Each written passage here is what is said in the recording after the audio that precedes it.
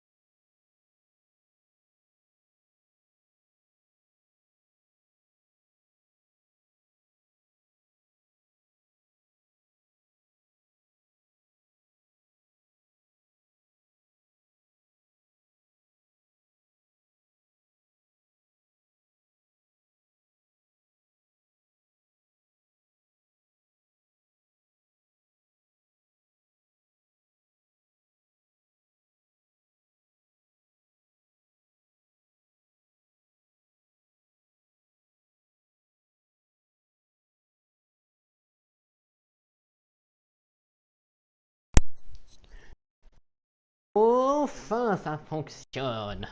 Ah, maintenant ce micro se remet enfin à fonctionner, chers amis.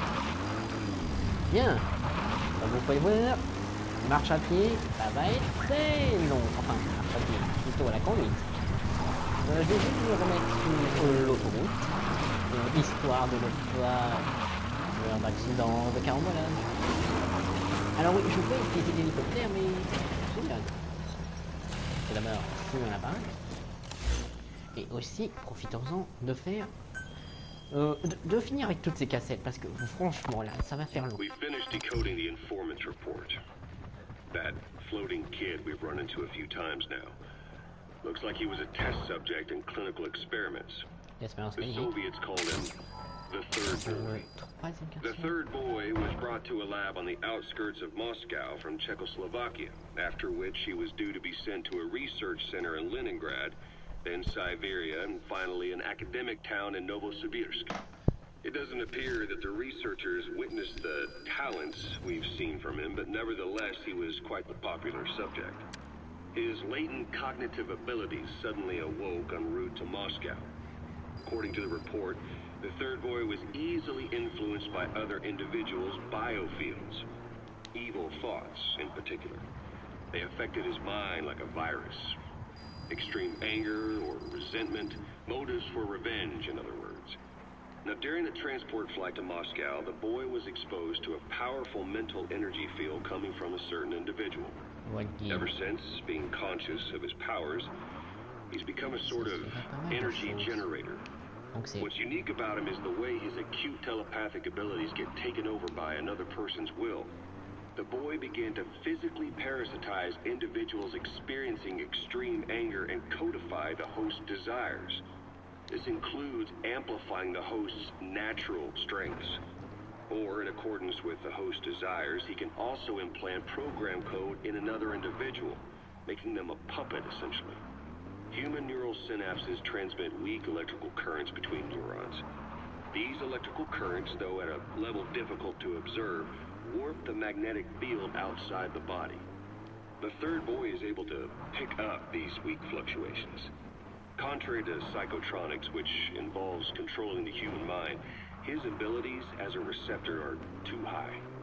The emotions he picks up from another individual are amplified and unleashed into his body as they recur in his brain. They turn into microwaves, which then affect the physical world, triggering paranormal phenomena like the spontaneous combustion of organic matter or psychokinesis, moving an object without touching it. There's one other thing. While he's parasitizing a host, the boy's ego gets shut away, allowing the will of the host to take control of his powers, like some annoying static drowning out your own voice.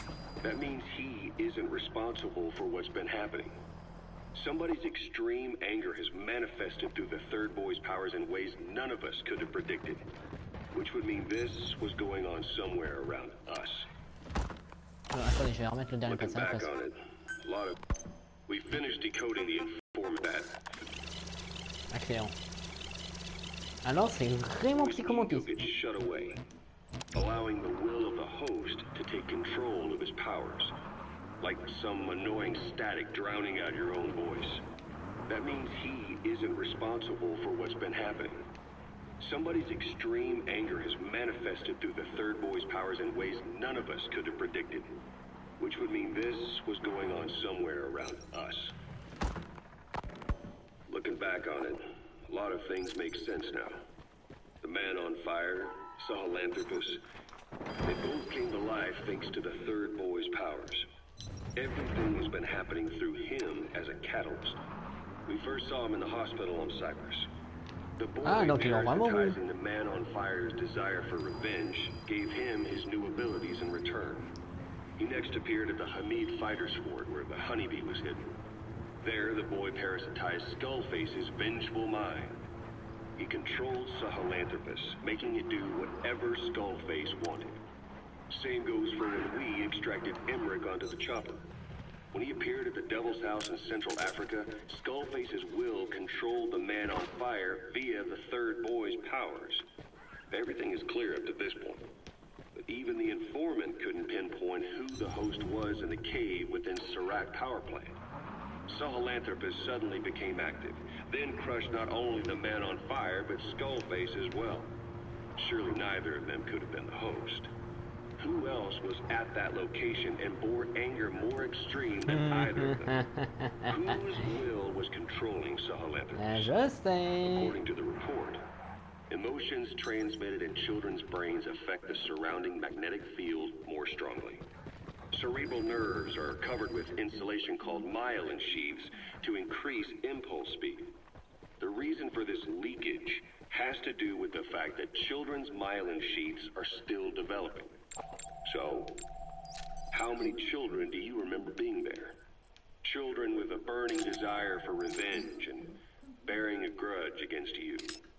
I can think of only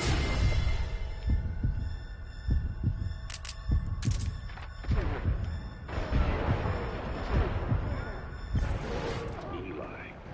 We don't know what kind of life he's had, but the resentment he showed is nothing short of extraordinary. The third boy resonated with Eli's mind. And that means Eli bore the strongest animosity of all individuals within the boy's perception range, estimated to be a 3-mile radius, beating out even Volgan and Skullface. The third boy's probably remained hooked on Eli's anger since. You remember at the Devil's House, the third boy showed an interest in Shabani? That must have been his ego making a rare appearance. He may possess abilities far beyond anyone else in the world, but he's still a kid. Maybe them both being kids was enough to bring them together. And if so, maybe with Eli, he isn't feeding off him, but acting in symbiosis with him. So what kickstarted the third boy's powers? If we look at the location and time that his plane went down, we can make a pretty good guess. When the plane experienced the first anomaly, it gave an accurate report of its position to a control tower, due north of the Black Sea, 125 miles east of Kiev. Dead south on the Black Sea is Cyprus's Green Line. So the plane's position was directly north of the hospital where you'd been asleep for 9 years. And this anomaly was reported at exactly the same time that you woke up. The plane was enveloped in flame from the inside out. The fuselage burnt to ashes. There were no survivors. At least not publicly admitted. Your thoughts formed a synchronicity with the boy's psyche and were amplified inside his brain. That would have been more than enough to trigger his abilities. Your rage was like a big bang in his head, blowing the lid off his powers. The boy was then secretly moved to the lab outside of Moscow where Volgin was comatose. There, Volgin's thoughts resonated with the boy and he was awakened. Volgin became the man on fire, hell-bent on getting revenge on you. His instincts led him straight to you. Skullface knew Volgin from Operation Snake Eater, or perhaps from even before. Monitoring this pair of extraordinaries, he discovered the hospital and sent his assassin and XOF. Skullface was probably watching the situation from close by. Then, realizing how useful these two test subjects could be, he approached them. Reacting to Skullface's thirst for revenge, this time the boy let Skullface's will control Volgin. Volgin, at times driven by personal revenge, at times through Skullface's will, kept on moving. Carbonisé, s'il te plaît. Perhaps there were moments where even your thoughts affected him as well, been pulled from the socket. Everything was powered by anger, malice, revenge. This is how the end of the report sums things up. Both the third boy and the man on fire were originally test subjects of paranormal research for military applications. Like telekinetically controlling the leader of an enemy nation and making him launch a nuke. Or stopping the heart of someone on the wrong side of the Berlin Wall. Experimenting with latent human abilities. They were used as tools of the Cold War. The boy's only crime was being born with unique gifts. But he was sacrificed on the altar of war. His life reduced to slavery under other people's wills. Turned into a living weapon with no will of his own. Eventually, the only emotion he could feel must have been the desire to get revenge for the hand he'd been dealt. Boss, it's you that awakened the boy's powers. But there's more to it than that. I guess the anger emanating from you was something he could truly relate to. Ok, donc psychomantiste, j'allais le dire, mais c'est vraiment psychomantiste parce que autrement, ça ne peut pas être un n'importe qui. Je veux dire, un putain de gamin au pouvoir télékinésique, un professeur Xavier aux cheveux roux, ça, et un masque à gaz. À tous ceux qui ont joué à Metal Gear Solid 1.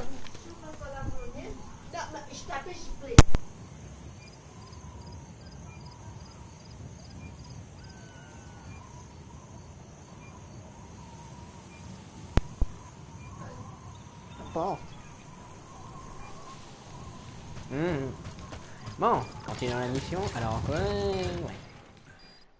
Mother Base. Encore une bague bien vérité avec ça. Mortier, plan de médecine extra. Équipe. Génial, mon équipe de RTT a été dégradée. Bon, c'est quoi la prochaine mission déjà? Faudrait qu'après que j'allume la tête, parce qu'avec tout ce sens, ça va pas le faire. Bon, c'est vrai, j'aurais pu retourner à la Mother Base, mais disons que... Ouais, je voulais écouter ces enregistrements et trouver une bonne raison de les utiliser à ce moment-là. Total Steel, l'autre côté de la barrière. Ok, épisode 39. Je sais plus combien de missions il me reste à faire dans Metal Gear Solid 5. En tout cas, dans les principaux. Dans les secondaires, il y en a plein encore. Et encore, surtout avec ceux des gosses. Qui d'ailleurs, dans l'un d'entre eux, je voudrais savoir, à tous ceux qui regardent cette vidéo, je voudrais savoir, l'un gosse que je dois essayer de sauver d'une putain de tour en pierre, et je ne peux pas le... disons, le faire descendre. Boss, sans déconner. The Soviet engineer is being held prisoner at the Watson barracks. You need to find him and get him out. He tried to defect from the base camp up north, but it didn't work out. Now they're holding him at Watson. He's offered his technical skills to us as long as we can guarantee his safety. You have to extract the target. Boss, your target just happens to be the man who developed your prosthetic Bon, hand. mais c'est la même mission. Only one capable of maintaining it.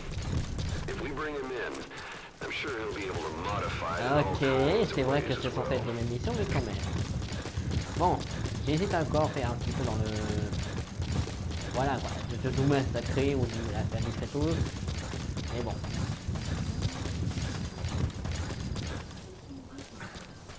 véhicule vient d'arriver.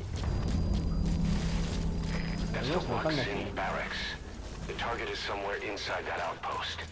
The Soviets consider him a traitor now, so he'll be treated like any other prisoner. Bon, je vais vite remarquer quoi sur les... Non, en fait c'est exactement la même base, hein. Je vais dire, j'ai déjà fait cette mission. Bon, compétences mineures, pas très intéressant. C'est juste un ballon, c'est là? Non, sérieusement, c'est vraiment la même mission. Non. Inintéressant. Mais bon, je vais quand même en extraire plein tout ce que je pourrais. Non. Bon, on tourne tous ces... Je peux pas analyser après les murs. Enfin, de la manière la plus douce possible, hein. À partir du moment où ils vont me repérer, je n'hésiterai pas juste à le mettre secret.